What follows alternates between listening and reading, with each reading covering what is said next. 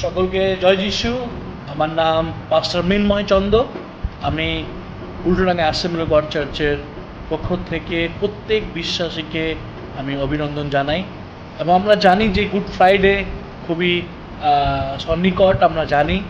তাই আমি প্রত্যেক বিশ্বাসীকে এখন থেকে প্রস্তুত হওয়ার জন্য আমি সকলকে উৎসাহ দিতে চাই একটি বাইবেলের ভার্সের মধ্যে দিয়ে। এই সময়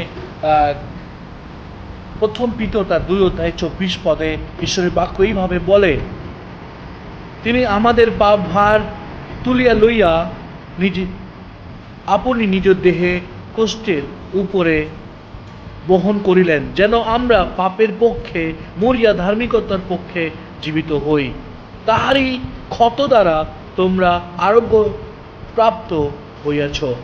কেননা তোমরা মেষের ন্যায় ভ্রান্ত হইয়াছিলে, কিন্তু এখন তোমাদের প্রাণের পালক ও অধ্যক্ষের কাছে ফিরিয়া আসিয়াছ।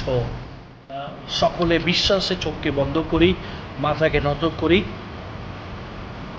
প্রার্থনায় যাই। স্বর্গের মহান ঈশ্বর প্রভু যিশু, তোমাকে মহানামে ধন্যবাদ দিই যে প্রভু তুমি আমাদের পাপের জন্য তুমি ক্রুশে মরেছ। আর তুমি যদি আমাদের পাপের জন্য ক্রুশে না মরতে প্রভু, আমরা কেউ সেই পাপ থেকে ক্ষমা পেতাম না প্রভু। সেই পাপের বেতন মৃত্যু, সেই মৃত্যু থেকে আমরা বঞ্চিত হতাম না প্রভু। কিন্তু তোমাকে ধন্যবাদ দিই যে তুমি আমাদের মতো অধমকে বেছেছ প্রভু। আজকে তুমি বিশেষ করে আমাদেরকে তুমি যোগ্য স্বরূপ করেছ প্রভু যিশু। বিশেষ করে প্রার্থনা করি